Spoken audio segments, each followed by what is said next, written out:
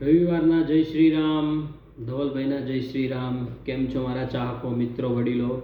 બધાએ મસ્ત હશો. મારો ગઈકાલે એક મિત્ર મળ્યો હતો. એ મિત્રએ મને કીધું તમારી ભાજપની સરકાર તો નિષ્ફળ છે.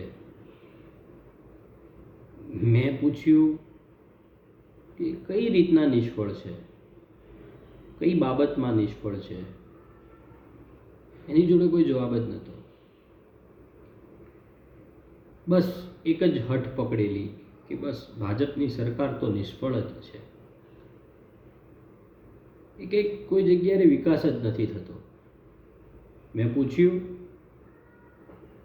કે કઈ રીતનો વિકાસ નથી થતો, કે વિકાસની એકવાર તું વ્યાખ્યા તો મને બતાય. એની જોડે કોઈ જવાબ નહોતો.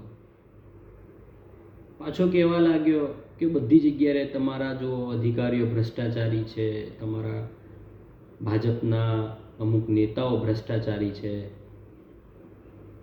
મેં કીધું કે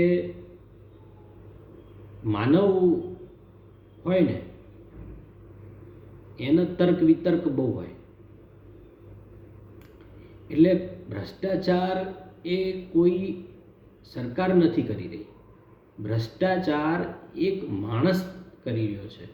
અને એક માણસના લીધે તમે આખી સરકારને વગો એ ખોટું છે. અને જે માણસે ભ્રષ્ટાચાર કર્યો હોય તો એની ઉપર પગલાં સરકાર કડક જ લે છે, કોઈને છોડવાની નથી. મોદીજીએ કીધું હતું કે मैं खाऊंगा नहीं और खाने भी नहीं दूंगा. બસ પછી શું, એની જોડે કોઈ બીજો કોઈ જવાબ હતો જ નહીં. ત્યાંથી ચાલ્યો ગયો. ભૂપેન્દ્ર દાદાની એક વાત બહુ મસ્ત એમને કીધી હતી એક જગ્યાએ, એ મને હજુ યાદ છે.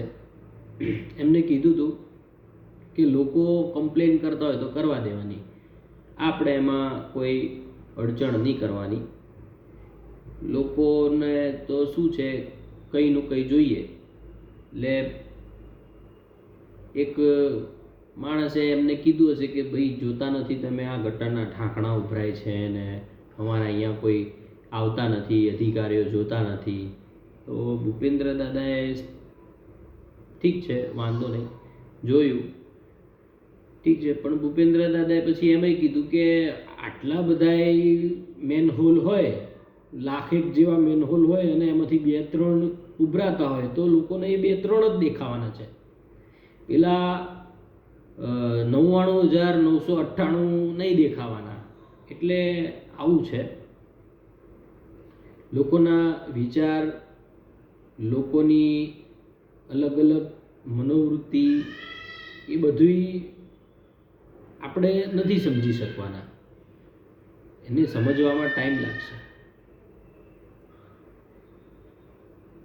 તમારા જોડેથી હવે રજા લઉં છું. કાલે આપણે મળીશું. વંદે માતરમ. ભારત માતા કી જય.